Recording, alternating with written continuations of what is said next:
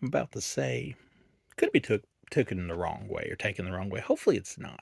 Because I don't mean it in a bad way, but Charles Band here lately seems to kind of be on a whole, instead of finding all these extra stocks of things in my magical full moon warehouse, I'm just going to get behind the camera and I'm going to make a bunch of movies. And that's what he seems to have done here lately. This is like the second or third, I think, Charles Band movie that I've reviewed this year. And I'm not complaining because I like Charles Band. I love Full Moon. But this one particularly is called Deaf Streamer. It is a how can I explain this thing? It's not very long. We'll say that much. We'll go ahead and look here at the back, show you that real quick, and maybe I'll just show you this stuff as I go along to help bring it home to you. It's 72 minutes.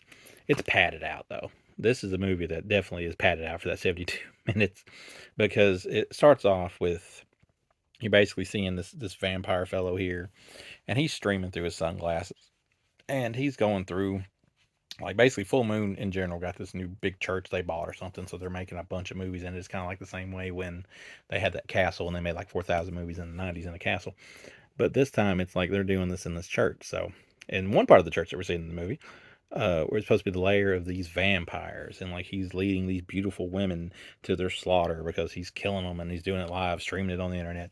Meanwhile, these three are like doing their own little online horror thing, and they come across this fellow and they get involved and they find like a video that not many people's watch and they weren't supposed to watch it, and then they kind of figure out, oh wait, this dude is not pretending to be a vampire and killing people on the internet, he really is a vampire killing people on the internet. So then they proceed to be visited by the vampire, and of course warned, stay out of our business. But of course they're not going to do that, and they proceed to try to expose the vampire feller for what he's doing, which leads to trouble between him and them, which results in the plot of the movie. Now, Full Moon is in a bit of a weird state these days. You remember how the old Full Moon movies were like, were they theatrical level? Not for the most part, but with a little tweak here and there, a little tweak there and about, you could see Subspecies, or you could see Doll Man, or you could see bad channels back then. You could probably see them playing in the theater somewhere. Um, these movies these days seem like, I mean, they're definitely they feel like VOD movies, even though I think Full Moon probably do their own VOD, or they probably have everything everywhere because that's how they make money. They just do everything. But they almost seem like a level of what somebody like me would probably make, but they're above that. But yet they're not on to the upper level of indie filmmaking. It's like the movies look too good and they're too polished to be like truly indie films, right? But yet they're too indie to truly be considered anything else.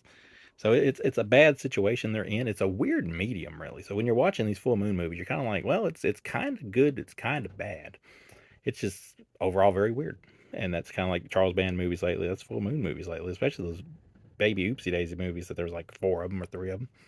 And I think they just took like one long movie and broke it up into two parts. But it's strange.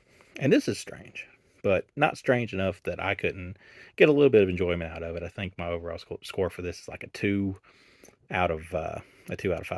It could be a 2.5 out of 5. I mean, it's somewhere in that region. It's midway. If you like Full Moon, you like indie films, you like Charles Band, you'll find something to enjoy. If you don't particularly care for them, if you didn't like them back then, you're definitely not gonna like them now. But if you haven't liked their recent things, then this may not be for you. It's midway. It's okay. Will I ever watch it again?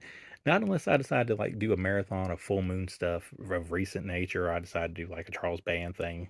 Other than that, it'd probably be a long time before I ever visit Death Streamer, and I'm probably going to forget a lot about it because it's one of those movies you're going to watch, and despite the fact that there is some fine females in there, and there's quite a few TNA, there's quite a few boobs in this movie. Despite all that, I think after a couple of days of watching this, I'm probably going to be hard to remember anything about it. That being said, still it's middle ground. We've got the Videodrome behind the scenes, Death Streamer, Los Angeles premiere, Full Moon trailers. So yeah, log on, bleed out, whatever. It's available now from Full Moon, so if you're into that stuff, pick it up.